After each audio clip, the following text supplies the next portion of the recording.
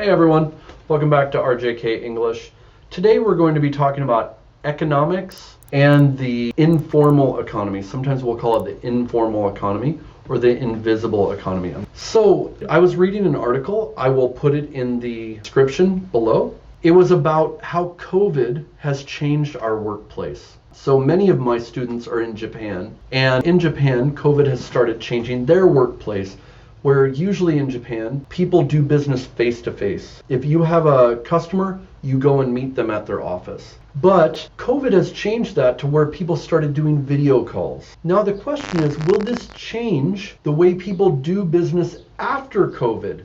Will people continue doing video calls? So related to that is the idea of working from home. And how does this affect gender equality? Everybody is kind of uncomfortable right now. It's a good time to test out different styles of working because people are all in a position where they have to change their way of working. So let's look at how COVID has affected the workplace for women, okay? And this is according to this article and according to thinking about it. So there is the paid economy. What is in the paid economy? You have a job, you have a business, you're contracting, money is being exchanged for that, right? What is the unpaid economy? Housework, childcare, and now education during COVID because kids are staying home from school and working online in many places. So education changed to where parents had to be more involved in that. Or maybe people had people doing their housework for them. They were paying them to do their housework.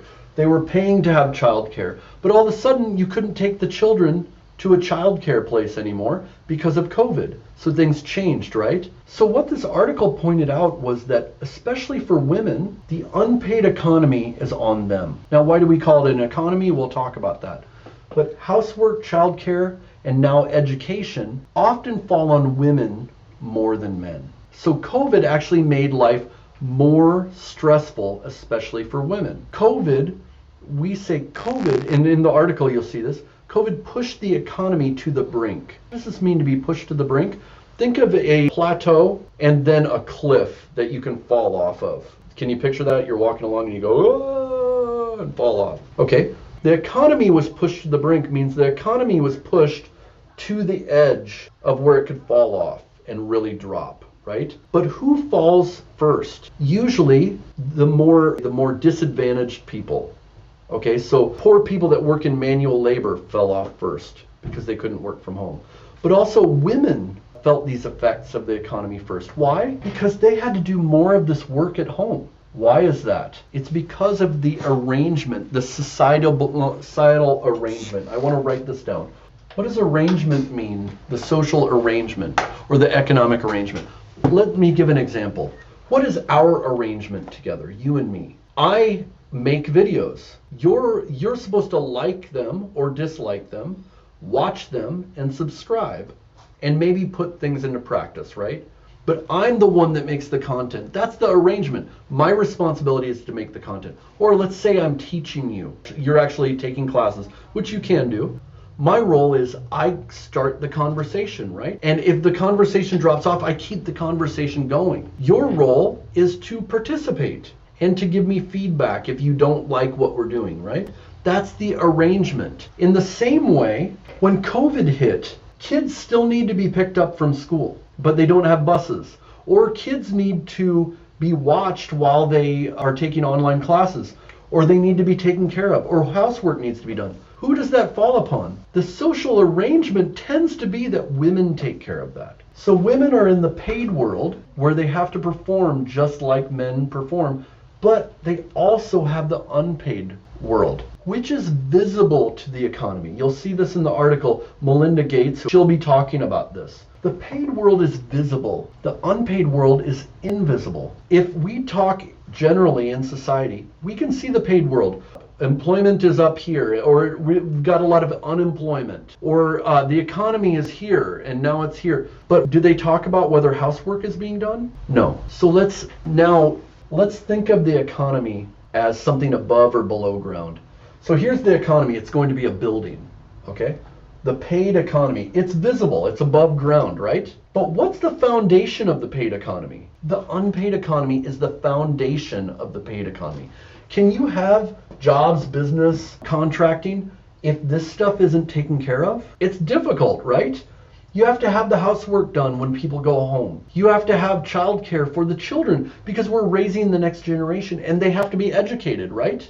Who does this? Okay, teachers educate, but one parent makes sure that the child does homework and things like this. This is invisible. People don't look at that. People don't see that. It's either done or it's not. So this paid economy looks really important. It's a big building, right? But the foundation, if the foundation isn't there, the building crumbles. Or let's take another example. Here's a plant. It's above ground. But underground are the roots of the plant. They move nutrients and water upward into the plant so that the plant can grow. We only see this. This is the visible. And in a way it's paid, right? We harvest the wheat and everybody praises the plant. Oh, how amazing the plant is. But what about the roots below? Invisible. We don't see these roots. Who praises the roots? But if the roots aren't there, this plant isn't there. And if the roots die, the plant dies. In the same way, in the economy, there's the unpaid world and the paid world. The paid world is intimately connected with the unpaid world. What do I mean intimately connected? Intimate usually refers to relationships. If a boyfriend and a girlfriend are together and let's say they're physical, if you know what I mean, they are intimate. Or if I'm very close to someone, we share intimate details. I share details with them about my life that I don't share with other people. Those are intimate details. Paid and unpaid economy are intimately connected. They are very close. The paid economy can't exist without the unpaid economy. So women are doing this job. They have to be at work. But what happens if the kids need to be picked up from school? The arrangement is someone is responsible. That's the arrangement, right? The women are responsible. How do they get the kids? So maybe they're making enough money through their jobs where they can pay someone to pick up the kids, right? But COVID changed things to where maybe people couldn't send their kids, or their arrangements broke down. So women were the ones that paid the most. This stuff has to be done at home. How do they keep their job up? So one of the things that can help is flexible work arrangements. If you can leave work and come back, if you can work from home, if you don't have to be to work between these hours and these hours, that makes it much more easy for women to hold these jobs because they also have to do these things, right? That's the arrangement socially. So flexible work schedules help women to keep their jobs. Now, is that fair? No, it's not at all. Men and women should both be taking care of these things together. It shouldn't just fall on women. But since our society is set up that way, or many societies are set up that way, then to make things equal, we need to add flexibility so that women can do the work, right?